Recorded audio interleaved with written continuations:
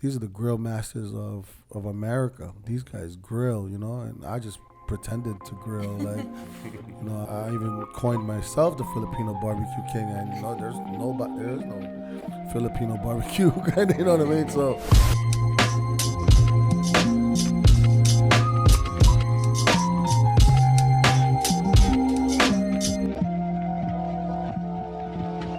What's going on? This is Jason. And this is Kat. And you are now listening to the Future Ancestors Podcast. All right, we got a very, very special guest here today.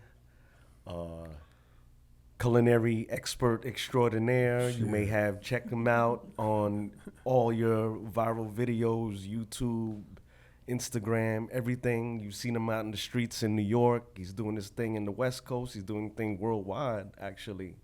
So big up and welcome to our guest for this episode, Chef Harold Villarosa. Thank you for having me. I appreciate it. No, thank you for spending some time and just to chop it up with us. Yeah, man. Yeah.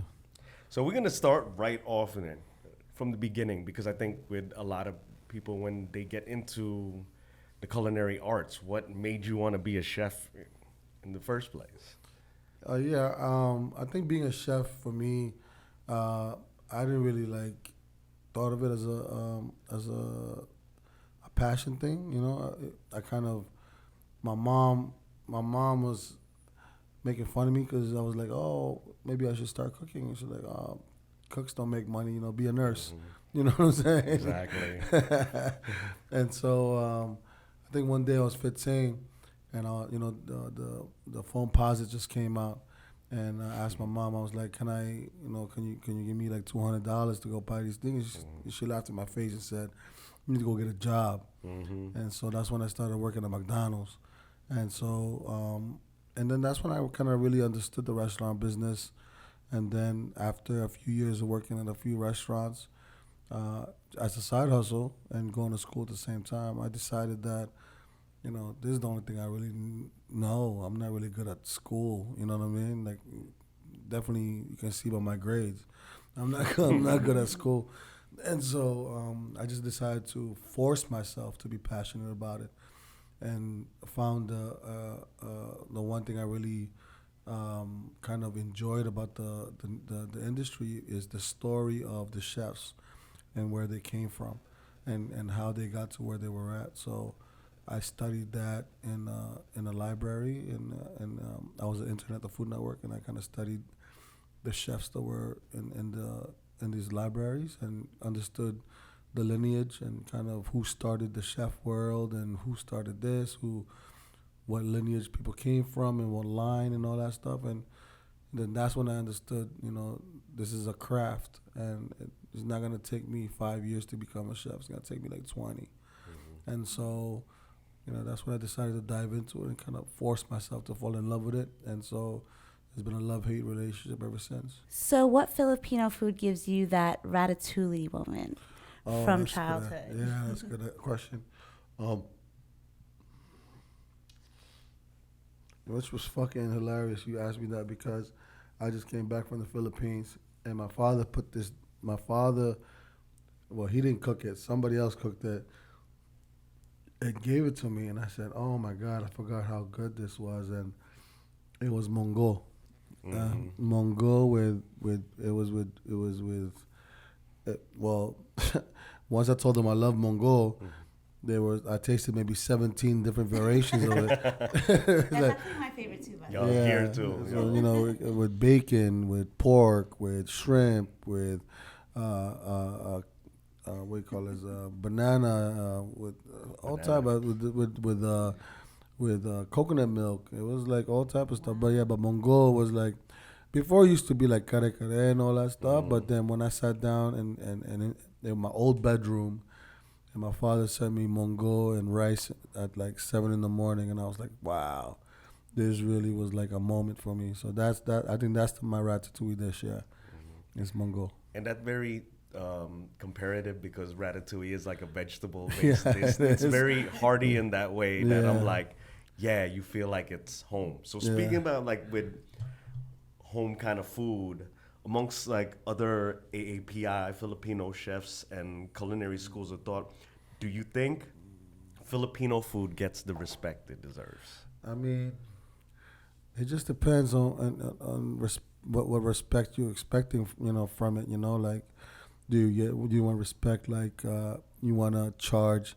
$17 for silog, or do you want to have respect where people are coming to your restaurant every day, eating and paying? You know what I mean? Like, I feel like there's always that conversation about that, right? Where do we sit at this culinary table, right? But I think the metrics for that is if you see a Filipino restaurant in Atlanta, if you see a Filipino restaurant in Minneapolis, then we're talking about something now. Mm-hmm. Especially in these second cities that not everybody expects to have this type of cuisine. If they're already opening restaurants in these kind of spaces, then we're already in the space. And I think people just need to, get up their ass and start fucking, doing what they got to do too. If they want to open a restaurant, just go do it. If you want to open a cookie shop, or ube, whatever, ube this, ube that, open it. You know what I'm saying? Just don't wait for the validation of whoever it's fucking from to say that Filipino food is on the map. If you can make it in your town, then you can make it in your town, and that's the only validation you really need. You know what I mean? That's the way I see it. I love that. So, what dishes do you think need to get more shine with our food? Adobo for sure needs to be like, there needs to be a solid, like, everybody's gonna be on the same page of this shit. What the fuck is supposed to taste like? You know what I'm saying? Because there's too many different. I tasted so many adobos and fucking when I was in the Philippines that it was ridiculous. But the one dish I really enjoyed was called patotim, which was braised duck in an umba sauce, which is a Chinese style sauce with black beans and cinnamon and star anise and a little bit of sugar, and I was blown away by it. But I was like, "There's duck here." Yeah. Duck and Iloilo, like there's duck here. Because I've heard of that with pork, Yeah. but not with duck. That's what I'm saying. So in my head now, I'm like, and I could sell this in my restaurant, a whole roasted duck with a patotim glaze, and I could serve it with like some, crepes or whatever, and like I can slice it on the table, and I can charge $65 for it. But yeah, I think adobo definitely needs to be like, we need to like figure out what that ratio of soy and vinegar and sugar is supposed to be, and stop saying, oh, it's regional and we can add coconut milk to it. Like, if it's gonna be the national dish, it needs to be like, we need to solidify that. I think the lumpia, obviously, it's like that's a staple, like that goes on everything. And also the barbecue skewers, which I think people don't recognize how good Filipino barbecue is. I mean, I was in the streets in Iloilo. These people were just cranking out fucking chicken butts and chicken skin and chicken intestines and pig ears and all type of stuff that was going on, and just straight barbecue. But they were using like achiote oil, calamansi type glaze on them. Like you could smell it down the block, like like. So I think those like type of those three dishes I think should be like recognized as a staple in Filipino cuisine, and also especially kare-kare and pancit and all that stuff. That's obvious, because everybody makes those the same, So, but I think solidifying the adobo as a national dish and making sure that we are on the same page on that, I think that will really solidify the cuisine itself. You know what I mean? Mm-hmm. Now, on a related note, because you were mentioning some of the ingredients on the street barbecue, was there any particular Filipino ingredients or even cooking techniques or even dishes that have like a specific significance to you? Yeah, sinigang in the Philippines is way different than sinigang here. That's the truth. The sinigang in the Philippines, they use a souring agent from I forgot the name of the island, and it's a green fruit that they throw inside the mix to make the souring agent. Here, we use mamacitas and all that, right? The powder stuff. But you can really taste. Tamarind, right? It's not tamarind. I forgot the name of it.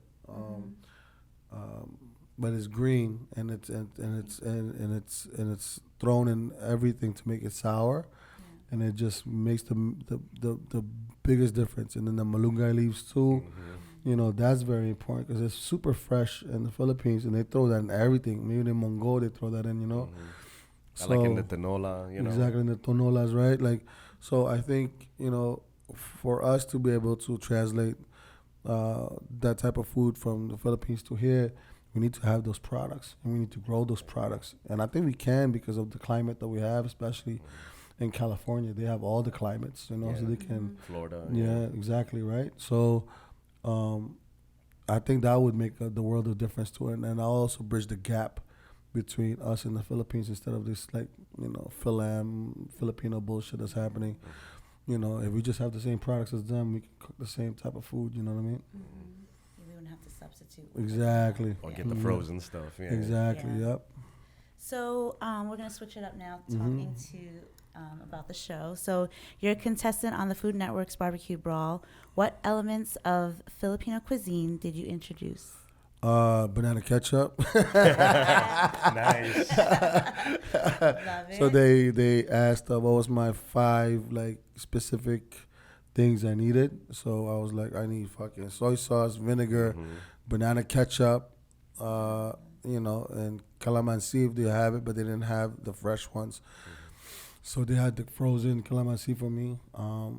But yeah, banana ketchup for sure. And then when the other contestants found out about it, they were like, oh, instead of regular ketchup? I was like, yes. But you know about that. Yeah, what you know about, so, I did my for most of my recipes on that show, I did my base barbecue sauce with banana ketchup, and it was amazing. It was really good, and it really made a difference in all the things. It really brought a lot of pungent flavors into the mix, and that's what the judges were really saying. I was really bringing the flavors in that show.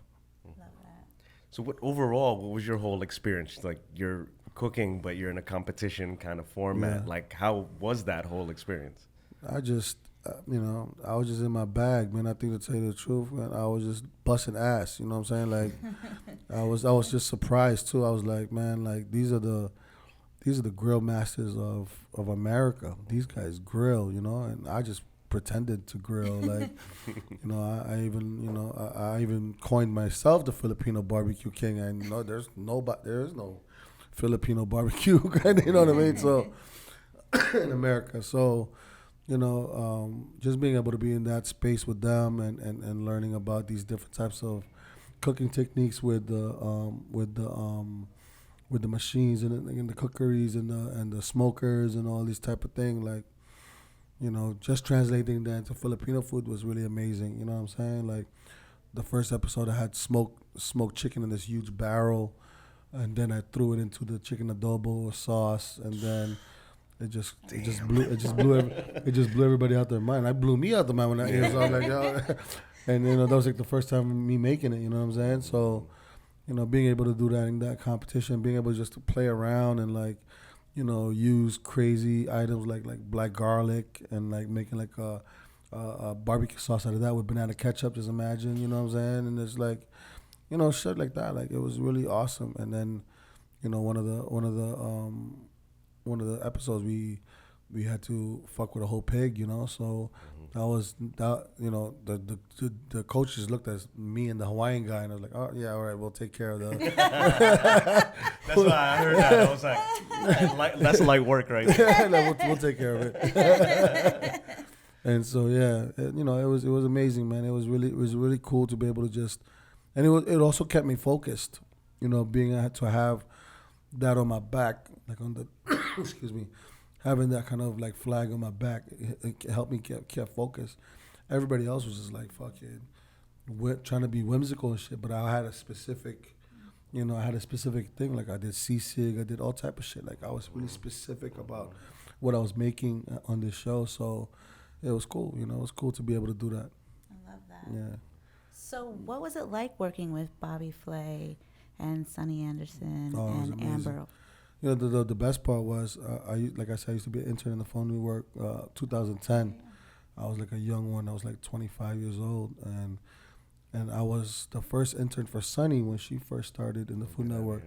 And so when the studio found out about that, it was like a big thing because there was also the food producers that used to be my bosses, and so they're all like, everybody was just bugging out just to see me on the show, you know. So it was really cool, and I think I really got along with Sonny, and then with Bobby, he just appreciated me just being a New York City chef, a New York City cook, and like him and I having those kind of conversations on the side about like business. My main questions for him was like, how much should I take on this licensing fee? Like, how much product should I move in this? When I have a da-da-da budget or whatever, like, that's the conversations we were having. And then we were also talking about like, what the state of the restaurant business was and all that. So it was really cool having these like deep, like little side intimate conversations with them, and they were super cool, and like nothing, none of this got over their heads. Like even the day before, Bobby Flay had gotten like a AP from fucking Drake or something because he helped Drake with something, and Drake gave him an AP, and he was just rocking that, and I was like, oh shit, like on the set, so it was like dope, like shit like that, you know what I mean? But all those guys, all the judges, everybody were just super, helpful, and we were together for a whole month, like shooting that thing. So it was like, we became super close. So everybody was really into the show. So once you see the show, like that's people committed to, like, there's no faking it. Like Bobby cooked, everybody cooked, like everybody had to show their chops. Like nobody was like faking it or like somebody was helping them or any of that sort. So yeah. That's pretty awesome too, because you connected on with your New York roots with Sonny and Bobby Flay too. And I always remember Sonny used to be a DJ on Hot 97 back in the day, and I don't know if everybody knew that, but that's how I remember her first. So connecting the New York part out of it. You see New York now. Back in the day we didn't see Filipino restaurants out there.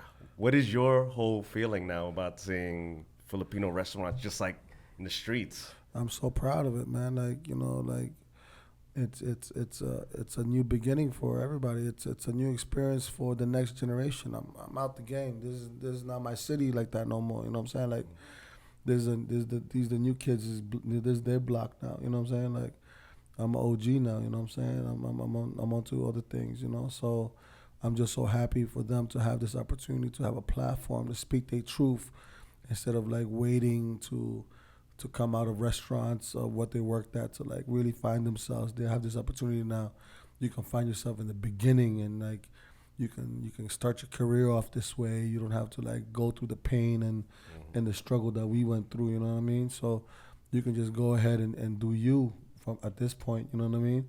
And that's what's really happening. All these young boys are just doing them, and then it's really creating a nice, platform for everybody, and I'm so happy for them.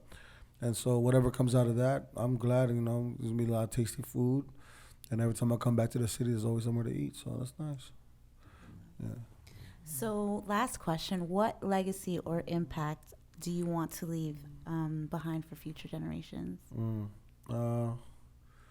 Legacy. Yeah, I think at the end of the day, people need to just remember that, nothing really happens for free. You know what I'm saying? There's always got to be a give or take, or something's got to drop. But as long as you keep your head down, and you stick to your principles, and you work hard, and you stick to things that you believe in, I think you're gonna be all right. And I think for me, for my legacy, hopefully that people remember that that. I was a shooter, you know what I'm saying? Like I never really was afraid of failure or afraid of backing down from whatever. And I took the ops as they came, you know what I'm saying? And so I want people to really remember that, those kind of merits that, you really gotta take your chance if you're gonna have it. And then, if you fail at it, then it's part of life, and it's part of the motions of it. So being able to have that, and and I think leaving my legacy here in the city is, my name ring bells if you ask about it. You know what I'm saying? So it don't matter really. I put in the work in the city. Like I said, I'm an OG now. I'm not really, part of the mix no more. But I'm gonna be living in the West Coast for the rest of my life now. My second chapter of this book, and so hopefully I can leave a better legacy there, since the community is such a big part of the city of San Francisco. The Filipino community is so embedded into the city, so being able to touch base with that is letting me becoming more touch base with my roots, and and it's also letting me be closer to home too. I can fly to the Philippines 16 hours now from San Francisco straight, without stopping over or whatever. So I'm very, very happy about that. But I think that's about it for legacy and kind of what I'm gonna leave behind. And I hopefully I'll be remembered as a person that was always a stand-up guy, and always remembered as a person that stood by his principles, and that the South Bronx never left the blood. You heard? Awesome. Yeah. Well said. Now we're gonna go transition to this game we play with all of our guests here. So we call it This or That. We're gonna have two options. Pick one or the other. Sure. Okay. So I'll let Kat start it off. So adobo or sinigang? Yeah, that's tough. Yeah, if it's raining on a Sunday, I'll take a sinigang. I can see that. All right, next one. This or that. Traditional Filipino food or Filipino fusion? Oh, that's interesting. I think I want to see what the new wave is doing. I want to see what they cooking up. It's very interesting, the flavor profiles that everybody are mixing up. You ever had a Canadian Filipino cook for you before? No. Those motherfuckers is wildin'. I can imagine. Because they're mixing like French and Canadian influence in it. So I want to see what the fusion looks like. I want to see what everybody's like interpretation of Filipino food is. So that's exciting. Okay, cool. Yeah. Now the big debate: steak, medium rare or well done? Oh, medium rare for sure. Yeah. If you pay for quality, yeah. You know why we throw that out? 'Cause, we come from immigrant households that want to make sure we don't get sick and have Yeah, you gotta find quality. You gotta be quality. If it's not quality, then overcook the shit out of it. But if it's quality, then you don't wanna be doing well done on a ribeye steak that you just bought for $30. You know what I'm saying? That's true. Yeah. All right, next one. Now this is debate that I've had arguments with people. This or that, leche flan, just a little bit of the syrup, or do you just drench that thing? Oh yeah, I like it with a lot of syrup. Mm-hmm. Yeah. Okay, we're in the same page. Because I've seen some non-Filipino ones, just put a little dab of syrup. So I don't know. I think it's just us. We just put too much. Yeah. I like syrup too. Mm-hmm. Okay, last one: lumpia or empanada? Oh yeah, lumpia for sure. Lumpia for sure. I love lumpia. Mm-hmm. Yeah. All right. Thank you very much. You. Awesome. Thank you for having me. That was awesome. No, we've been now rocking with the Filipino barbecue king, That's Chef Harold. Yes. That's what it said on the TV. Fuck it. I'll take it. Thank you for coming through and rocking with us. Peace, love.